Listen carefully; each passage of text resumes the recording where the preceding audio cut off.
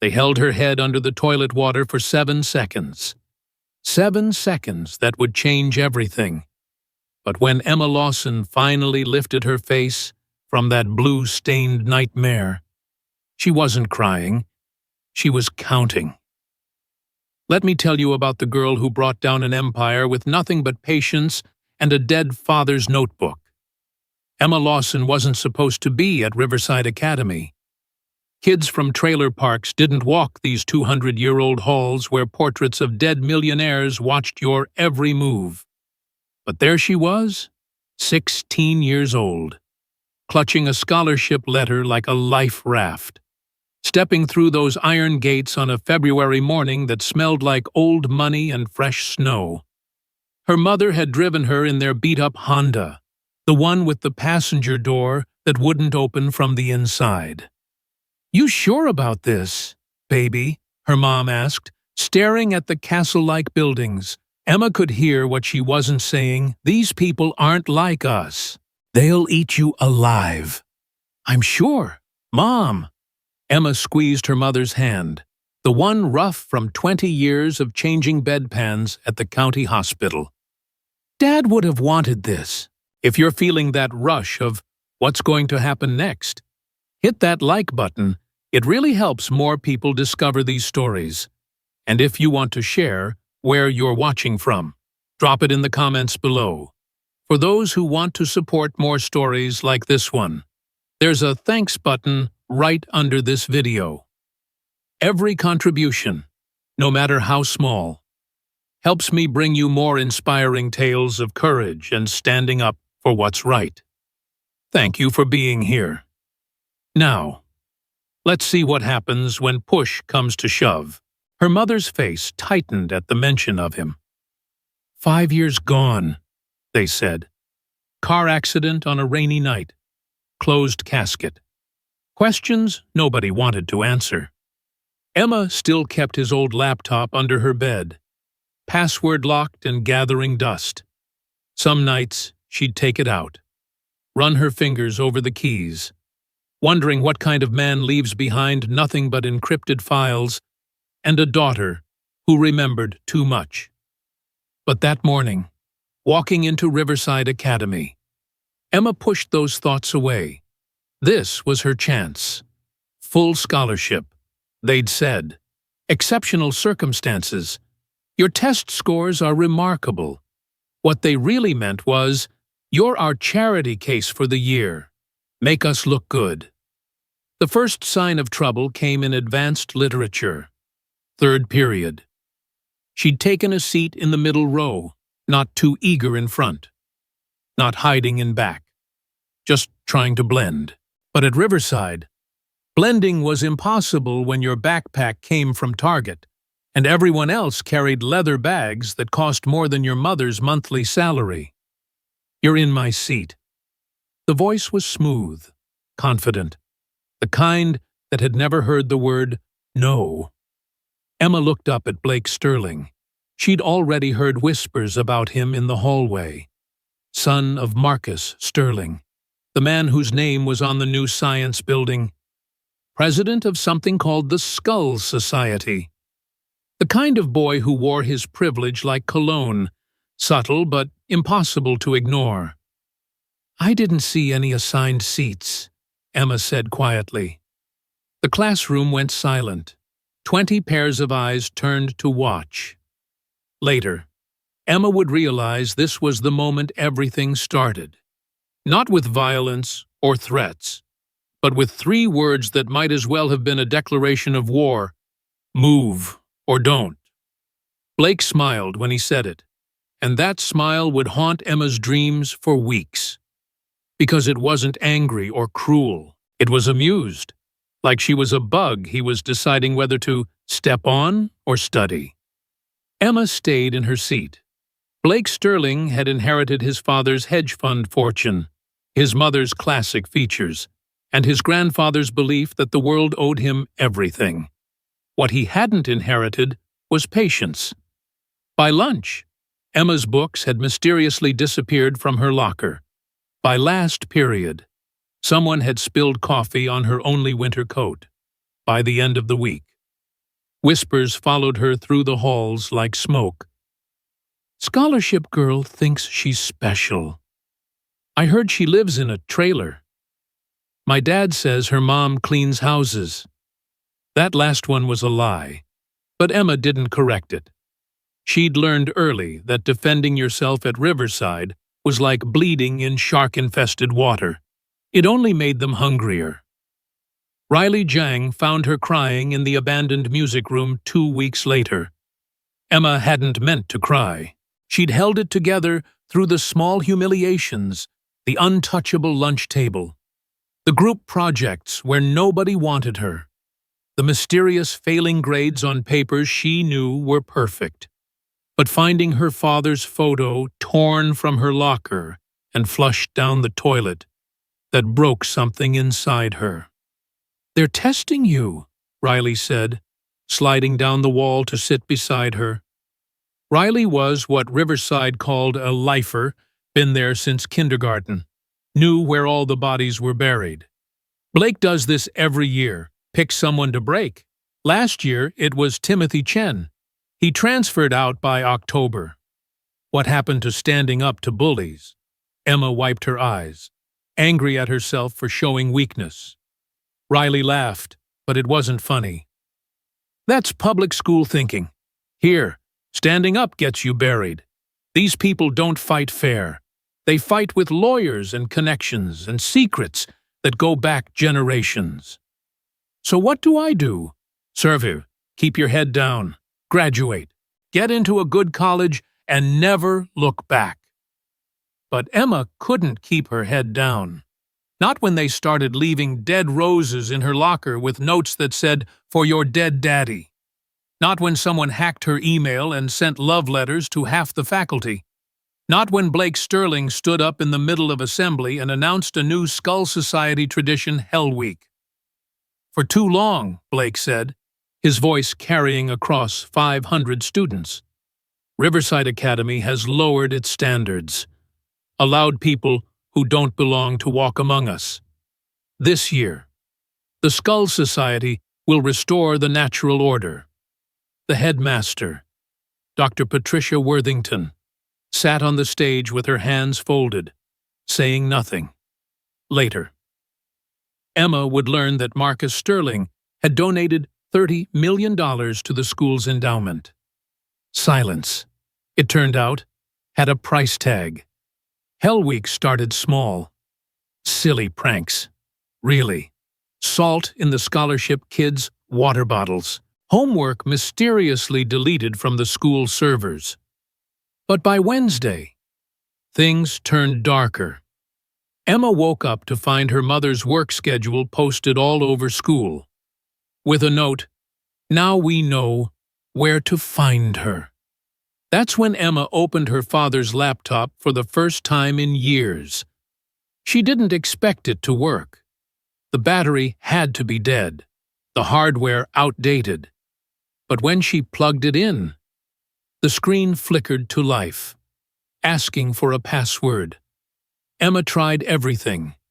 Birthdays, anniversaries, her name, nothing. Then, on impulse, she typed what her father used to whisper when he tucked her in Pequeña Guerrera, little warrior. The screen unlocked. What she found made no sense. Folders within folders, labeled with code names and dates. Technical manuals for things like behavioral analysis and social engineering. And photos, hundreds of photos of people Emma didn't recognize, with notes attached. Subject shows deception markers. Classic narcissistic presentation. Oh, vulnerable to ego targeting. But it was the video file labeled, "For Emma, open when ready," that stopped her heart. Her father's face filled the screen, older than she remembered, wearing clothes she'd never seen. Behind him wasn't their trailer, but what looked like a hotel room in a city she didn't recognize. "Hello, little warrior," he said. And Emma had to pause the video because hearing his voice after 5 years felt like being punched in the chest. "If you're watching this, it means I'm gone." and you're old enough to understand. I'm sorry I can't be there. I'm sorry for all the lies. But everything I'm about to teach you, someday, you might need it. The video was 3 hours long. 3 hours of her father explaining things that sounded insane. That he'd worked for people who didn't officially exist. That he'd spent years learning how to read people, manipulate situations, disappear when needed. That he'd left that life behind when Emma was born. But old enemies had long memories. They might come for you someday, he said near the end. Not with guns or threats, but with subtlety. They'll try to break you down, make you doubt yourself, isolate you until you have nowhere to turn. But you're stronger than they know. Emma, you have my blood, my training. Even if you don't remember it, those summers when you were young, when I taught you those games, they weren't games. Emma paused the video, her mind racing. Those games, memory exercises where she had to recall every detail of a room, people watching at the mall where her father would quiz her on body language, the treasure hunts where she had to find information using only questions and observation. She'd thought it was just her dad being weird. Now, a text lit up her phone. Unknown number. Initiation tomorrow night. Midnight. Old basement. Don't be late. Scholarship girl. Emma looked back at her father's frozen face on the screen. Then she hit play on the next video file, Lesson 1, How to Destroy Someone Without Throwing a Single Punch. The next 24 hours passed in a blur. Emma went to classes, took notes, smiled when teachers asked if she was okay, but her mind was elsewhere, replaying her father's lessons. People like Blake Sterling, he'd said in the third video, though he hadn't known Blake's name. They're not actually strong. They're brittle. All that privilege makes them lazy, predictable. They've never had to really fight for anything, so they don't know how. They mistake fear for respect, cruelty for power, and that mistake, that's your opening. She'd watched all 6 hours of content, taking notes in the margins of her chemistry textbook. How to spot insecurities, how to plant seeds of doubt, how to make someone destroy themselves while you watched from the sidelines. It should have felt wrong, learning to hurt people from beyond the grave. Instead, it felt like her father's hand on her shoulder, steady and sure. Remember, he'd said in the final video, the best revenge isn't destroying your enemy. It's making them destroy themselves. And Emma, sometimes the world needs people like us, people who stand between the bullies and the broken. Just promise me you'll know when to stop. But as Emma walked through Riverside's empty halls toward the old basement, she wasn't thinking about stopping. She was thinking about Blake Sterling's smile, about torn photos and dead roses, about her mother working double shifts to pay for the gas to drive her to this place that hated her for existing.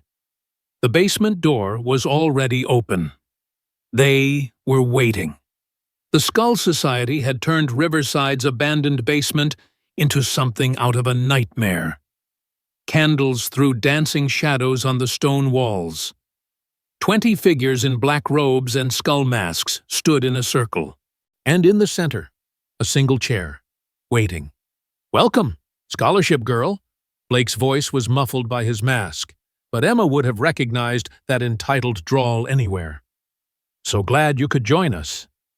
Have you ever walked into a room knowing something terrible was about to happen? But going anyway, that's bravery, some might say, or stupidity." Emma still isn't sure which one applied to her that night. "Take a seat," Blake commanded. Emma remained standing. "I'll stand." Someone laughed. Chase Montgomery, she thought, recognizing the nervous quality of it. Chase, who followed Blake like a beaten dog, always laughing too loud at his jokes, always first to do his bidding. Her father's voice echoed, "Watch the followers. They often hate the leader more than you do." I said, "Sit down." The room tensed. Emma could feel the energy shift. 20 privileged kids realizing their script was being challenged. She'd studied them all week, using her father's techniques. Madison Walsh, who cut herself under those designer sleeves. Jaden Park, whose father hit him but only where the bruises wouldn't show. All of Blake's followers, bound to him by fear or secrets or both. "Make me," Emma said softly. The words hung in the air like a challenge. Blake stepped forward, pulling off his mask. His face was flushed, ugly with rage. "Good. Angry people make mistakes. Do you know what we do to people who don't know their place?" Blake asked. "Disappoint your fathers," someone gasped. Chase's nervous laugh cut off abruptly. Blake's face went from red to white in seconds. "Hold her," he said quietly. They moved fast, but Emma had been expecting it. What she hadn't expected was how many of them hesitated. Just for a second. But her father had taught her to read micro-expressions, and she saw doubt on at least 3 faces. Seeds for later. Strong hands grabbed her arms. Someone pushed her toward the chair, and that's when she saw what was waiting in the corner. A bucket. But not just any bucket. A toilet. One of those portable camping toilets, filled with blue chemical water. The same kind construction workers used. The same kind her mother had to clean when she'd worked that second job at the fairgrounds. The symbolism wasn't lost on Emma. This is where you belong.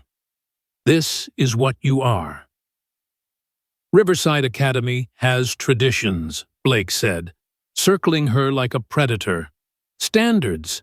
For 150 years, only the right kind of people have walked these halls. People who understand their place in the natural order. But lately, we've gotten soft. Let in charity cases, pretenders, people who think a test score makes them our equal. He stopped in front of her. "You're going to drink from that toilet. Scholarship girl. You're going to put your face in that blue water and drink until I tell you to stop.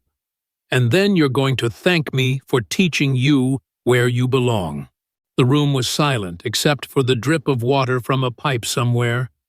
Emma counted heartbeats. Her father had taught her that too. Control your breathing. Control your fear. She was at 50 beats per minute, almost meditative. "No," she said. Blake blinked. "What?"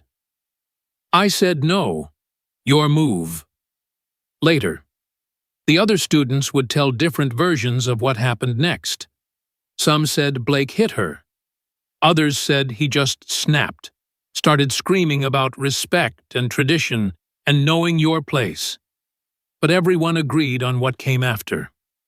"Hold her head," Blake commanded. "If she won't drink willingly, we'll make her." They dragged her to the toilet. Emma didn't fight. That would come later. She let them push her to her knees, let them grab her hair. She even let them push her face toward that chemical blue water. But just before her face touched the surface, she spoke, clear and calm. "Chase has been recording this whole time." Everyone froze. Blake spun toward Chase, who was fumbling with something in his pocket. A phone. Recording. "I'm not," Chase stammered. "I didn't." "Check his phone," Emma said, her face still inches from the water. "Check all their phones. You really think everyone here is loyal to you, Blake? You really think they all enjoy watching you hurt people?" It was a guess, but a calculated one. In any group of 20 teenagers, at least one would be recording. for protection, for evidence, for later. Her father had called it the prisoner's dilemma of the digital age. Everyone records everyone, just in case. Phones? Now, everyone. Blake's voice cracked. The king sensing mutiny. The hesitation was beautiful. Emma watched it ripple through the group like a wave. They'd come here to break her. But suddenly, they were turning on each other, checking pockets, denying accusations. "She's lying," someone said. Skylar Bennett, the senator's daughter. "She's just trying to—" "Then show me your phone," Blake demanded. And that's when Emma learned the most important lesson of the night. Not from her father's videos or her own planning, but from watching privilege eat itself. Because Skylar did have a phone, and she had been recording, not for evidence or protection, but for her private group chat, for entertainment. "I wasn't going to share it," Skylar said quickly. "Just with friends." Blake grabbed the phone, his face cycling through emotions Emma could catalog: betrayal, fear, rage, and, underneath it all, the terrible realization that he wasn't as in control as he thought. "Everyone out," he said quietly. Then louder, "Everyone out. Now." They scattered like roaches when the light comes on. All except three: Blake, Chase, and Mason Ashford. Blake's best friend since kindergarten, the only one who hadn't worn a mask. "You too," Blake told them. "Blake," Mason started. "Maybe we should—" "Go," when they were alone. Blake turned back to Emma. She was still on her knees by the toilet, but she wasn't cowering. She was watching, calculating. "You think you're smart," Blake said. "You think you've won something. But you don't understand how this works. My father owns this town, owns this school. I could destroy your whole family with one phone call." Emma stood slowly, brushing dust from her jeans. "Your father." "Marcus Sterling. You might have heard of him." "Oh, I've heard of him." Emma moved toward the door, then paused.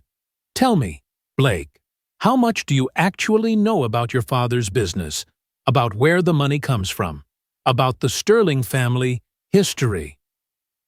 Blake's jaw tightened.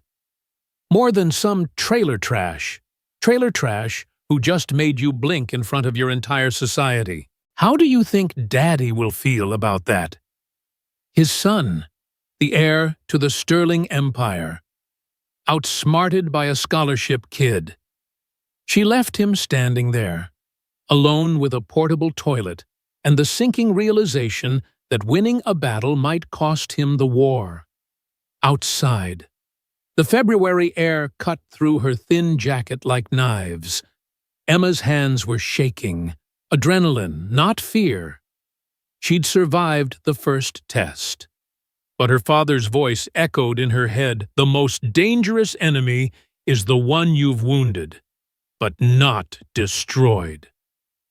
Her phone buzzed. "Riley, heard what happened. Are you insane?" Then another text. "Unknown number. You have no idea what you've started." Emma smiled grimly. They were right. She had no idea. But she was about to learn. Because in her pocket was a flash drive she'd found taped under her father's laptop.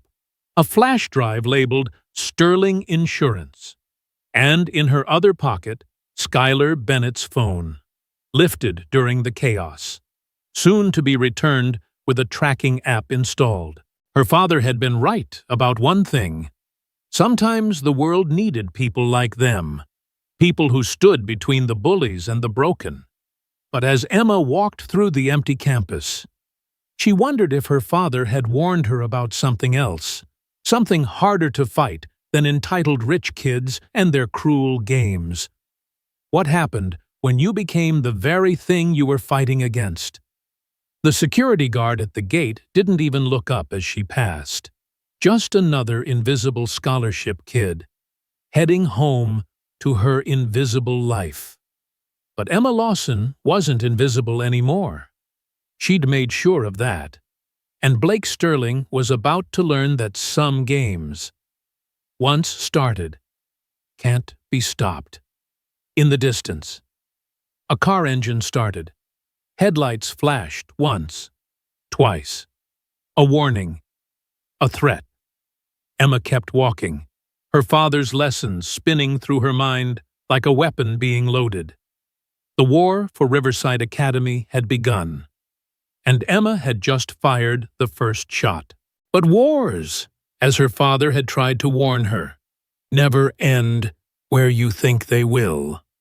3 days after the basement incident, Emma's mother was fired from the hospital.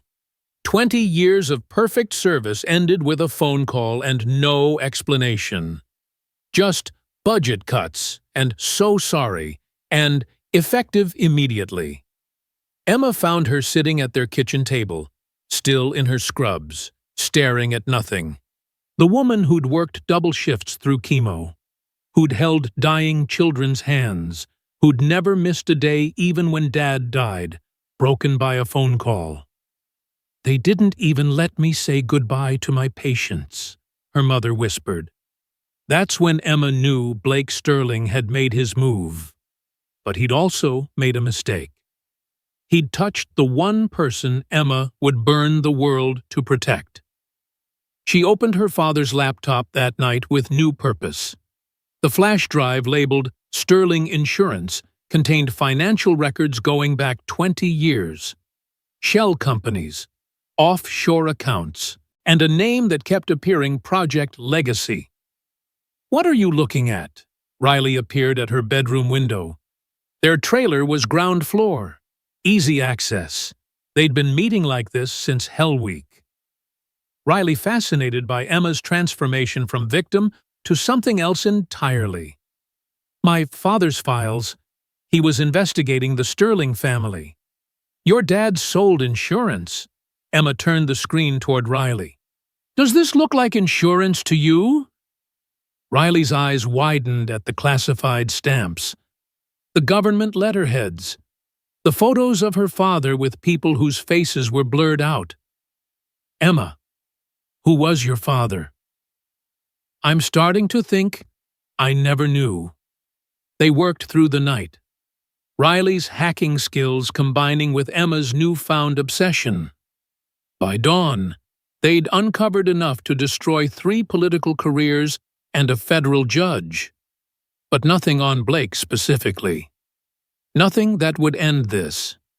Then Riley found the obituaries. "Sean O'Brien," she read, "died 20 years ago. Sterling family driver. Single car accident." She pulled up another. "Maria Santos, Sterling family maid. Fell downstairs 20 years ago." Another. "Dr. Patricia Chen, Sterling family physician. Heart attack. 20 years ago," Emma finished, all within 6 months of each other. Riley pulled up a society page from that time. There was Marcus Sterling with his wife Catherine, holding a baby. The caption read, "The Sterling heir, Blake, celebrates his first birthday." "That's a lot of dead employees for one baby's first year," Riley said. Emma stared at the photo. Something was wrong. She'd seen enough of Blake to recognize the Sterling features, the sharp jaw, the cold eyes. The way they held their heads like crowns were their birthright. But baby Blake. "Pull up photos of Sean O'Brien," Emma said suddenly. "The dead driver." "Why tut? Just do it." The photo that appeared made Riley gasp. Sean O'Brien had been young, handsome in that rough Irish way, dark hair, strong jaw, and eyes. "Oh my God," Riley breathed. "Those are Blake's eyes." The pieces clicked together like a weapon being assembled. An affair. A baby who didn't match. A rich man's solution to a poor problem. But why kill the doctor? Unless... She knew, Emma said. The doctor knew the blood types didn't match. Maybe she helped fake the paternity test. Maybe she got cold feet. Emma, this is insane. You're talking about murder. Multiple murders. I'm talking about why my father was investigating the Sterling family. I'm talking about why he's... Emma stopped, a terrible thought forming. She pulled up her father's death certificate. Car accident. Rainy night 5 years ago. Then she pulled up the police report. The other driver was never found. The car that hit him was expensive.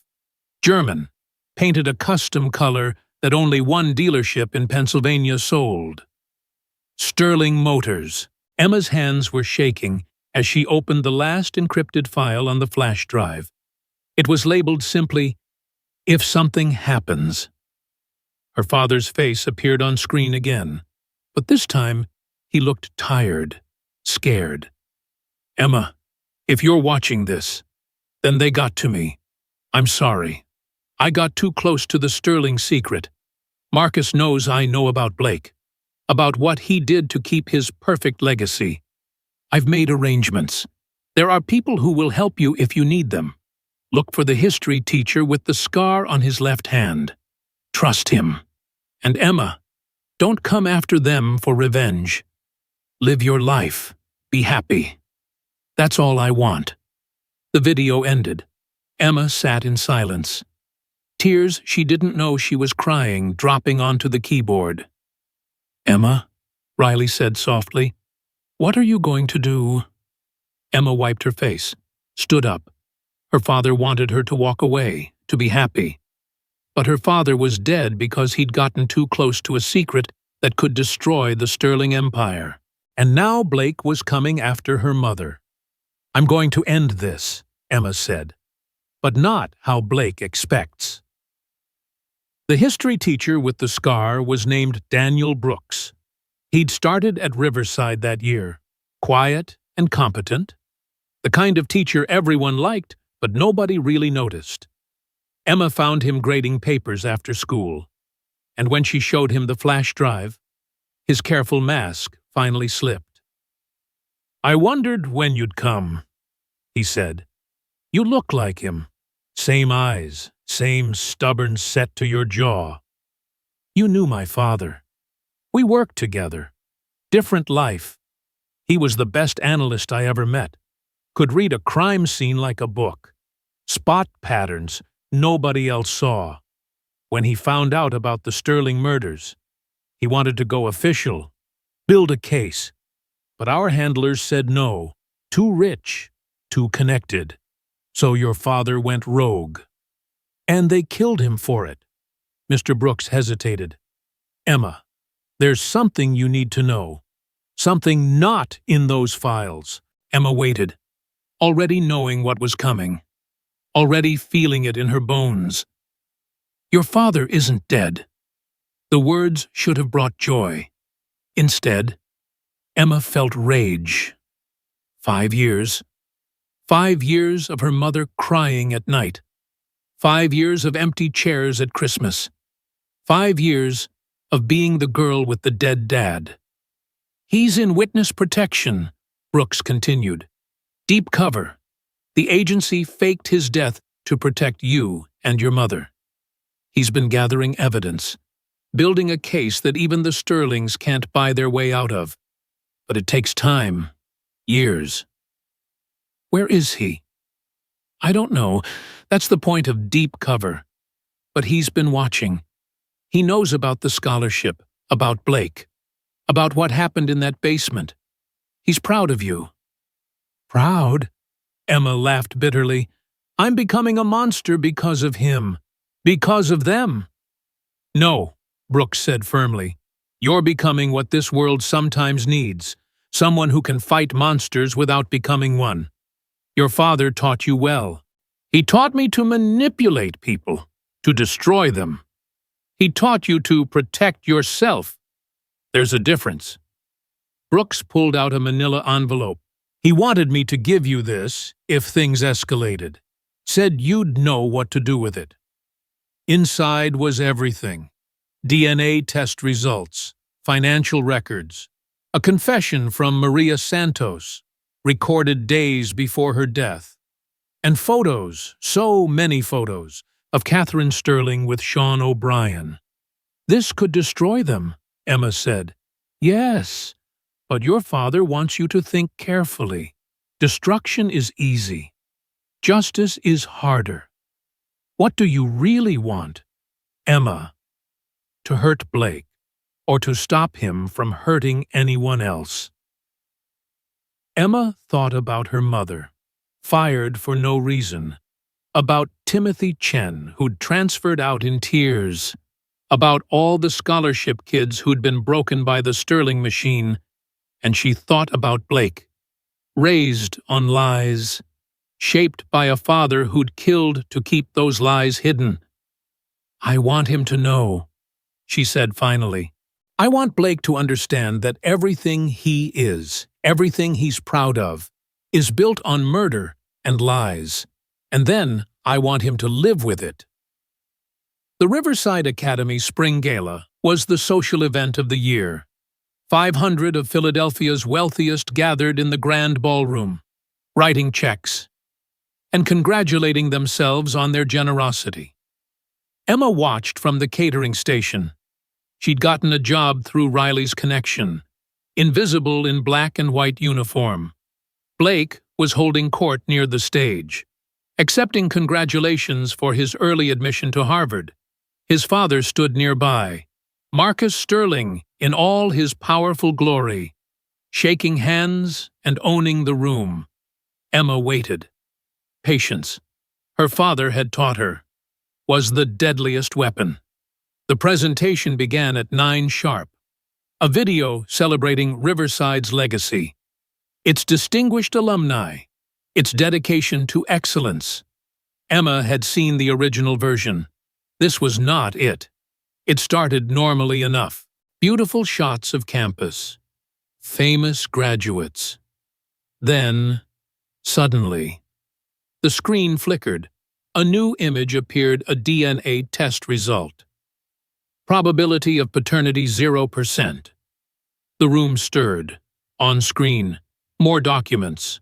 Sean O'Brien's photo. Catherine Sterling's love letters. The confession of Maria Santos. Her voice shaking as she described being forced to help cover up the truth. "What is this?" someone shouted. But Emma was watching Blake, watching as his face went from confusion to horror to something beyond pain. He was looking at his father, the man he'd called father, and seeing a stranger. A killer. Marcus Sterling was already moving, barking orders to security. But it was too late. Everyone had seen. Everyone knew. The Sterling heir wasn't a Sterling at all. The screen went black.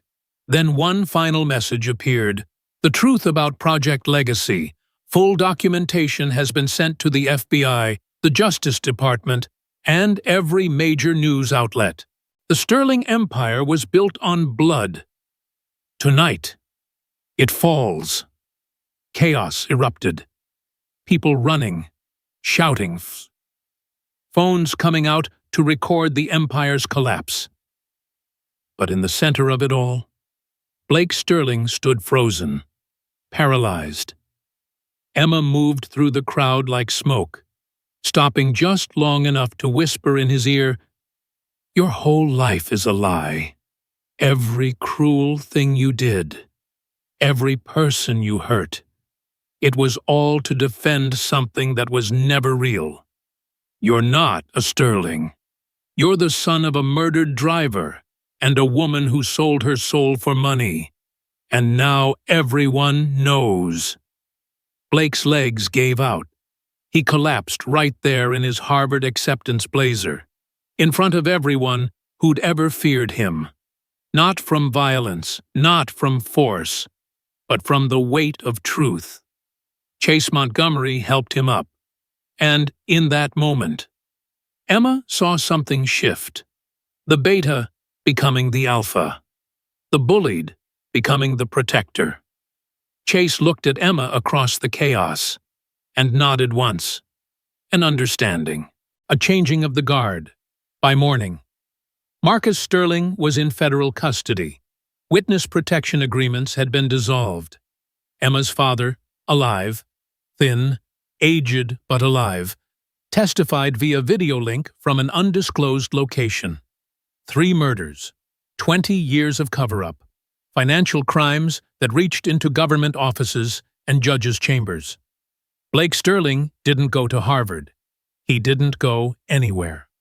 Last Emma heard, he was in therapy, trying to understand who he was when everything he'd believed was a lie. The Skull Society disbanded, reformed by Chase into a mentorship program for scholarship students. Emma's mother got her job back, with a promotion and an apology. Riverside Academy got a new board of trustees. And Emma. She was sitting in the music room where Riley had found her crying all those months ago when Mr. Brooks delivered one last message.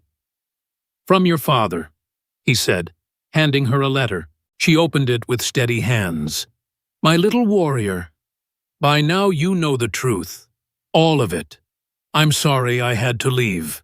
Sorry I couldn't be there to guide you through this. But you didn't need me. You never did. What you did with the Sterling situation, it was brilliant. You could have destroyed Blake completely.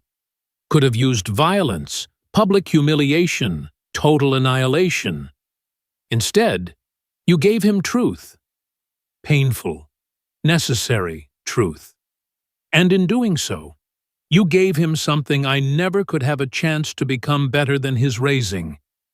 Power isn't about breaking people, Emma.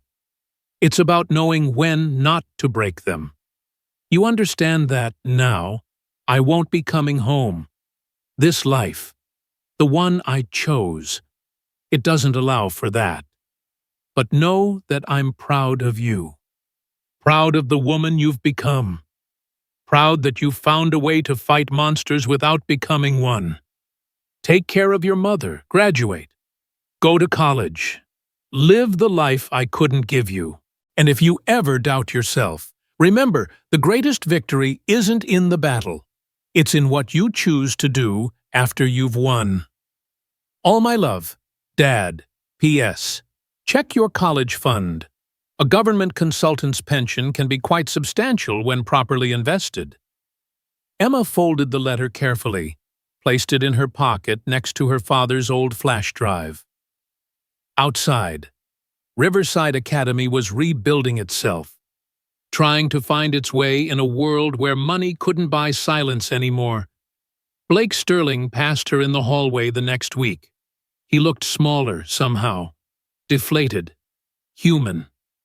He started to say something, then stopped. What was there to say? Thank you for destroying my life. Thank you for setting me free. In the end, he just nodded and kept walking. And Emma let him, because her father was right. The war was over. What mattered now was what came next. Riley was waiting by her locker, laptop out, already planning their next move. So, I've been thinking, there are other schools like Riverside, other Sterling families, other kids like us who need help. Emma smiled. Her father had taught her to read people, to find their weaknesses, to wage war with information instead of fists. But maybe, just maybe, those same skills could be used for something better. Tell me more, she said, and in a secure facility 3,000 miles away. A man who'd given up everything to bring down an empire smiled at his computer screen. His daughter had learned the most important lesson of all. True power isn't in the ability to destroy. It's in the choice not to. The Sterling Empire had fallen. But Emma Lawson. She was just getting started. 6 months later. Emma stood before Riverside Academy's graduating class as valedictorian.